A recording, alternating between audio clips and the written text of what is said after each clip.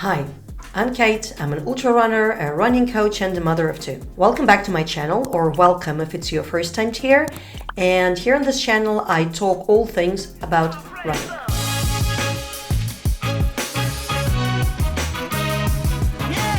Cold wind, running in the heat, running in the rain, or running at night. No, stay home. Don't do that. Oh no, I can't do a marathon. That's not for me. Limits are just in your mind. Getting yourself out of your comfort zone has now become your comfort zone. Today I want to touch on a subject which isn't a very usual one to talk about, and that's life lessons of running.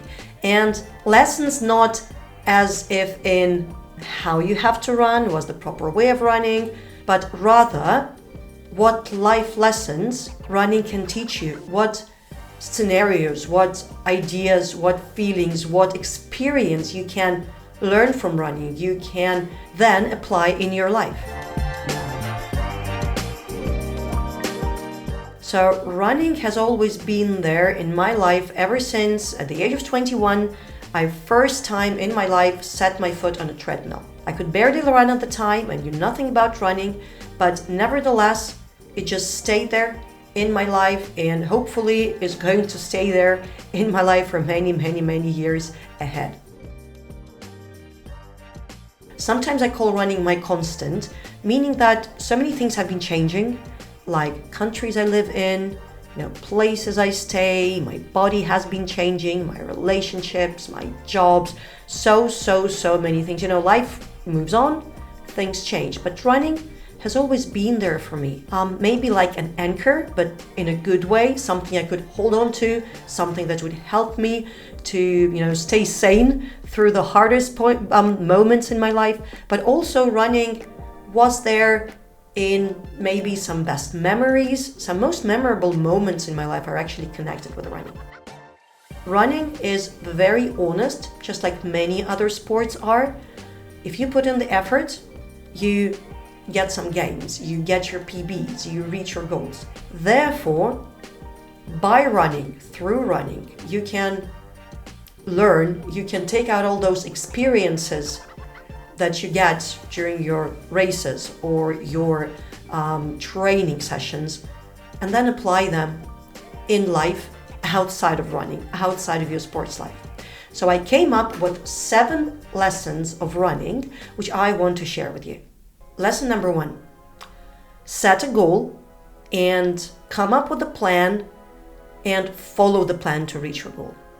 So basically, let's say you want to run a certain distance, be it a marathon, a half marathon, even a 10K, it doesn't really matter. It depends on, where you are at now, depends on your skills, on your abilities, on your experience in running, on how fit you are. Any distance can be a good goal. Even shorter distances can be good goals as well. But let's say something long, like a half marathon or a marathon. If you've never done a marathon or a half marathon, it might be quite hard to fit that distance into your head. It seems to be undoable. It seems to be very hard. If you want to run a marathon, you should build yourself a proper training plan, get one from someone, from a professional, and then follow that plan. What you're going to see is that your volume and your intensity, they're going to grow gradually. At some point in the middle of your journey towards running a marathon, or more towards the end of it, toward the to the race day, more towards the race day, you might actually want to look back and remember what training you've been doing some number of months ago. And you might actually remember that training seemed to be so difficult at the time, but now it seems easy. So you have actually progressed a lot.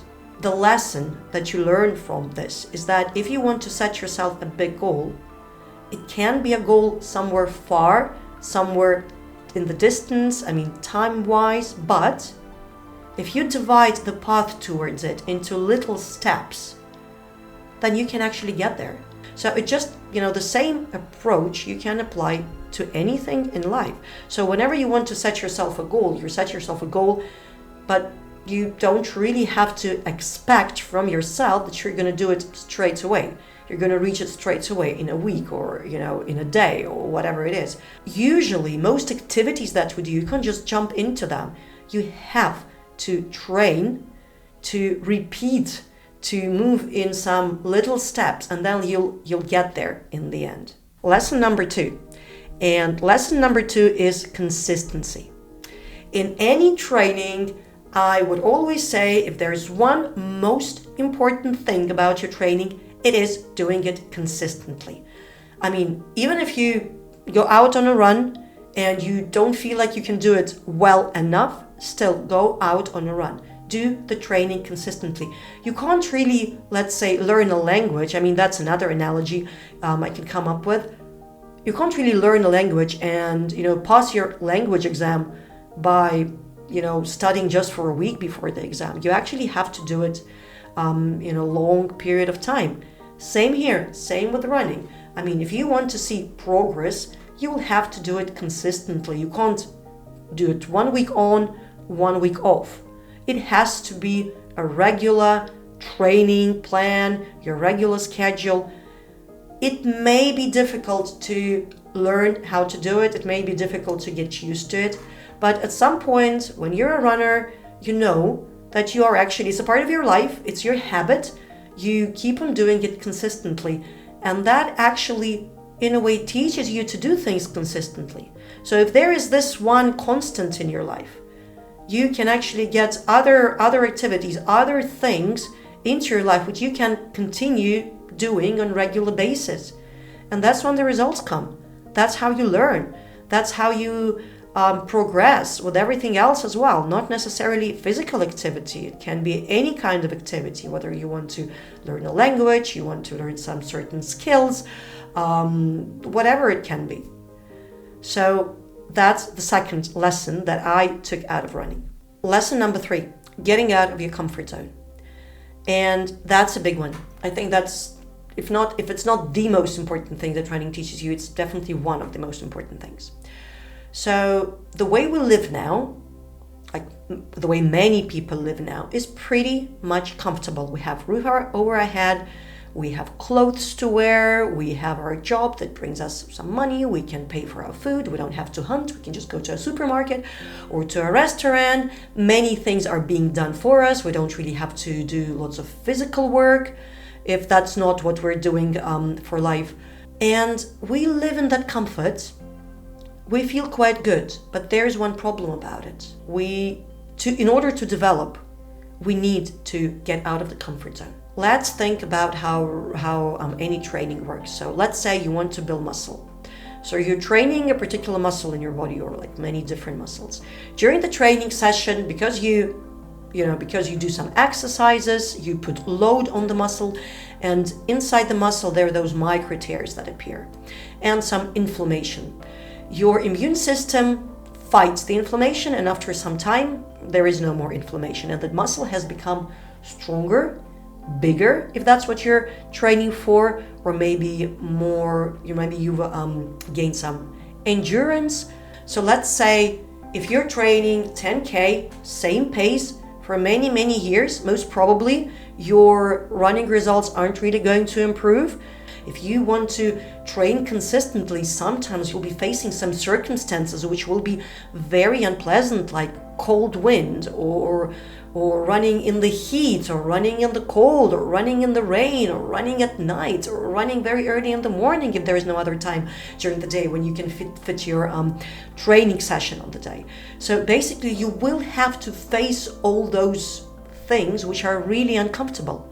Your brain will constantly be telling you, no, stay home, don't do that. Because the thing is that for your brain to do something new, to do something that you haven't done before, or to put some extra effort into something, requires more energy. So it's much more energy efficient for your brain to keep on doing same thing every day. So then you're just going to go on autopilot, and it's kind of the most energy efficient status, mode that your brain can function in. Well, the thing is that in life, not only in sport, but in life in general, it's just the same thing. If you want to do, basically anything, in life, if you want to learn something, if you want to achieve something, then you have to get yourself out of the comfort zone. I think that so many people nowadays are basically stuck in their comfort bubbles. And it may be feeling okay in the process, but then it is nothing compared to the feeling of having achieved something, of having done something big. Not necessarily too big, but something like having reached your goal, having learned something new, having developed yourself, having made another step further towards reaching your goal. So the thing is that when you run consistently and you would train for something and you're doing all those difficult workouts, you actually get used to pushing yourself out of the comfort zone. And then next time, it's not that hard already to actually do something which you really resist doing, which isn't going to feel good. A friend of mine once said, like looking at my training and looking at my, the distances that I do sometimes, he said, Kate, it seems like getting yourself out of your comfort zone has now become your comfort zone. I've given this some thought, and in a way he's right, because I am used to pushing myself out of the comfort zone. And since I know what the outcome is going to be, and since I know that that is the way to reach my goals, and since I know that eventually when I'm there at the finish line, or when I've done the training already, it will feel really good. You get all those dopamine hits, and you get all the endorphins, and then you feel like you've achieved something. You get this sense of accomplishment. I know that eventually it feels good, and that's why I can apply that to other areas in my life as well, not just in training, but this habit of being able to push yourself out of your comfort zone, it's a very useful thing to learn. Lesson number 4, stress has to be a manageable one. And this is in many ways correlated with the previous thing that I was talking about, when I was saying getting yourself out of the comfort zone is the way to reach your goals. But on the other hand, you have to make sure that the stress, well, let's start with the stress that you have during your exercise, which we sometimes call training load. It has to be the one that your body is ready to digest. So the thing is that if you train for, whatever you're training for, if you put too much load on yourself, at some point you're literally going to break. When I say literally, if you do too much of running and your body isn't ready for that yet, you can get a stress fracture or any other kind of an injury. So what happens is that you can overload yourself, get overtrained, and then if you get an injury, you might actually go back to where you've started from, because you're not going to be able to run for a very long time. But if you do it on a regular basis, like you're overloading yourself, you're asking too much from your body, then the outcome is going to be something like an injury or overtraining, or you can fall ill because you're going to be weaker, your immune system is going to be weaker, you can catch a virus, all sorts of these things can happen. In life, it is very similar, and that's what we call, if we say overtraining in sports, then probably the word burnout is applicable in life. So if you are working towards a certain goal in life, or just doing some project at work, whatever it is, if you overload yourself and don't let yourself rest, eventually you're going to experience a burnout. You might progress quickly at first, you're going to make those huge steps forward, but then at some point you might reach a state when you just can't take it anymore. So that's an important thing. And then running, it actually teaches you in a way to know yourself a little bit better in this, because when you see that, okay, I am progressing in running, I want to do more and more, and then at some point you feel like you can't run anymore, or you get an injury, this is the time when you stop and you sort of rethink. You start analyzing what got you to that injury, what got you to the place where you're at now, and then next time you will be listening to yourself a bit more. You will be a bit more cautious with the load that you're putting on your body. And you're going to be asking yourself this question: is that going to work for me? Is that not too much? So you're going to feel that fine line where you are already out of your comfort zone and you are actually progressing, you are actually taking the load, but at the same time, it's something that is not going to exert you to the state where you can't do it anymore. Lesson number 5, getting used to suffer. Or rather, persist when you cannot do it anymore, when you feel like you cannot do it anymore. So there is this book by Haruki Murakami. It's called What I Talk About When I Talk About Running. And in that book, there's this quote: pain is inevitable. Suffering is optional. Say you're running and you think, man, this hurts. I can't take it anymore. The hurt part is an unavoidable reality.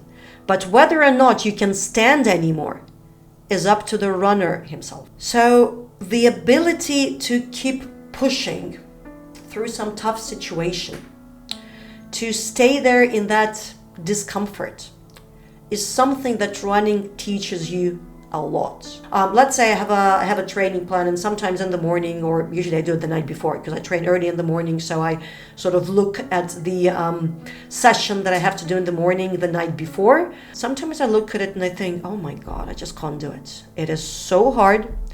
Or I think, well, okay, I know that I'm going to do it, but it is so difficult. It is so hard. I'm going to suffer so much, and I really don't want to do it. Then in the morning, I go out running, I do the warm-up, I start the interval, or whatever there can be in a difficult session. Sometimes I have to play with myself those kind of games in my brain. Things like, okay, you don't really have to do the whole session, just do one more rep. And then once I've done that rep, I think, okay, just one more and that's it. And then at some point, those one mores, they sort of end and the session comes to an end, and I've done the session and I feel so good that I've done it. I feel this sense of accomplishment, that I've achieved something.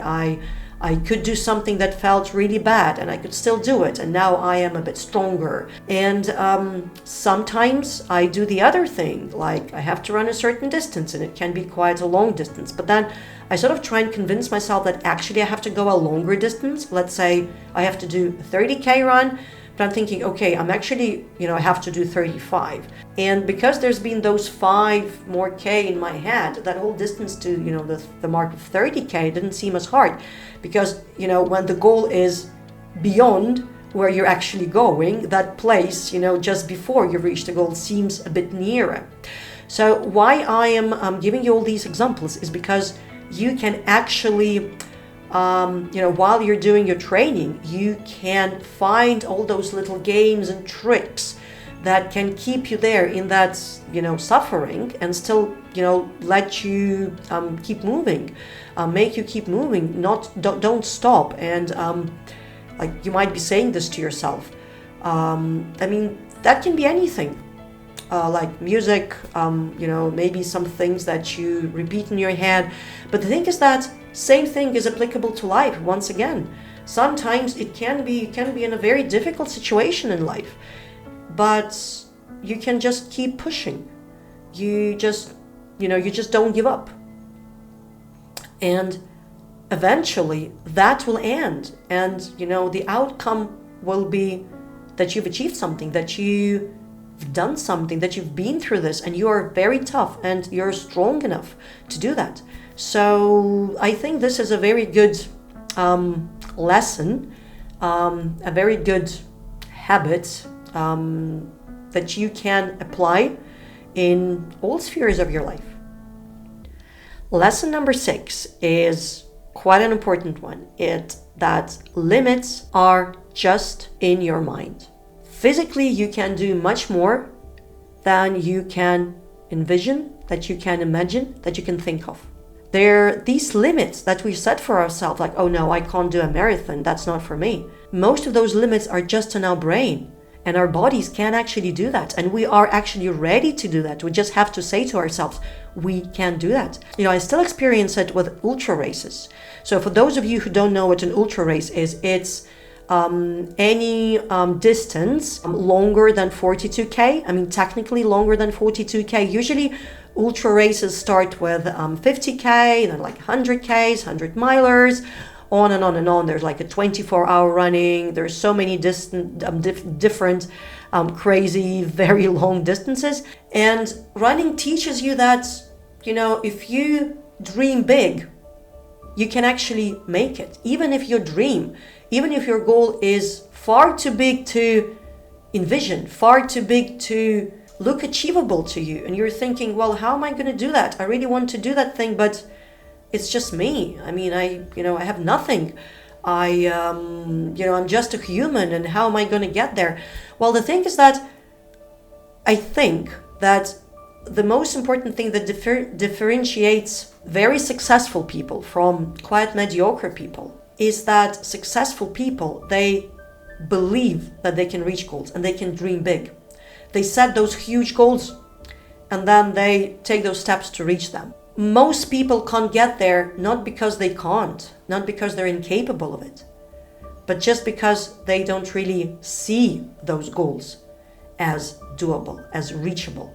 They think that the things that they're dreaming of, they can't really get there, that there are so many limitations around. But in reality, most of those limitations are only in our brain. And that's why running a certain distance doesn't necessarily have to be a marathon. It can be a half marathon. For some people, it can be a 10K at first. But nevertheless, you set that goal, you reach it. Something that you felt like you can't do, you can actually do.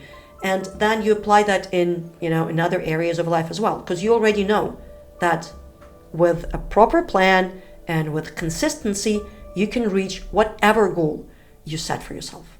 Lesson number 7, getting to know yourself. And that's not exactly a lesson, but that is still something that I want to bring up here. So running is very honest. And as I said, what you put into it is what you receive in the end. Running is like a hyperbole of life. A long distance race is something that resembles life so much because you are there on the distance, many things change, and then you're still going. And the thing is that during all those experiences, you actually learn how tough you are, where your limits are, how you react to certain situations. And it's not only about pushing through. It can be whether you would stop to help someone on a race distance, or you would continue running to, because you're so much obsessed with the time that you get at the end of the race. Whether you can communicate with people, in a certain way, or whether when it's, when you're not in the best sort of state of mind, you'd rather keep everything to yourself and just be on your own. Whether you want to run together with someone, or you want to run on your own, or you want to have a mixture of both. There are so many things that open you up, and you get to know yourself through training and through running. And that is like a path to self-discovery. So that is a way of actually getting to know yourself. And by getting all that knowledge, you may actually understand how you would be reacting to things in non-sports and non-running life. So this is it for today. These were 7 lessons, 7 life lessons that running teaches you. And please subscribe to my channel. Please hit the like button and come back here for more content on running, more content on how to train, more advice on running, and also maybe some more philosophic videos like this. See you soon.